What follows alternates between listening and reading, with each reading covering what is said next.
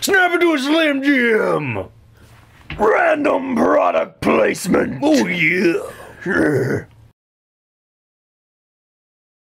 The N64 was the golden system for professional wrestling video games across the WWF and the WCW, but my favorite of all was WCW versus NWO Revenge. Now, I wasn't actually a wrestling fan at the time this game came out, and at the time I played this game, but I would later become a wrestling fan. It's kind of interesting to look back and see all the wrestling stars that were in this game, because the roster was packed in WCW at the time. Not only did you have stars like Hogan and Kevin Nash and Sting and Macho Man Randy Savage and Bret Hart, but you also had a ton of excellent cruiserweights, which were my favorite wrestlers to play. Why is that?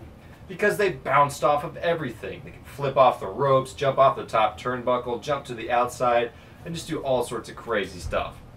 Me and my brothers played the cruiserweights pretty exclusively, and that was our basic playing style. See opponent, punch in face, jump on them. And it was a hell of a lot of fun. There was actually a surprising amount of depth in the gameplay of the game. You could counter moves, you could steal your opponent's finishers, which was the ultimate insult, and you could eventually do taunts and your own finishers. There was actually also an entire roster of semi-made-up wrestlers that THQ put in. They were actually inspired by a lot of Japanese wrestlers. My favorite character was Hanzoman, the ninja, the flying ninja, who was actually inspired by Hayabusa,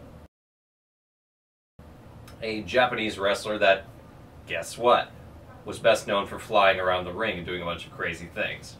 My brother and I would go through the tag team championship mode, which was a little long, and inevitably we would grow a little impatient with actually wrestling each team that came along. And so it would always break down to someone kicking the legal guy's butt on the outside, usually with a weapon, and the other guy keeping the other dude away until we snuck back in and won on basically the cheater's way. Another fun mode was I think the 40-man. It wasn't really a Royal Rumble, but it was a Royal Rumble.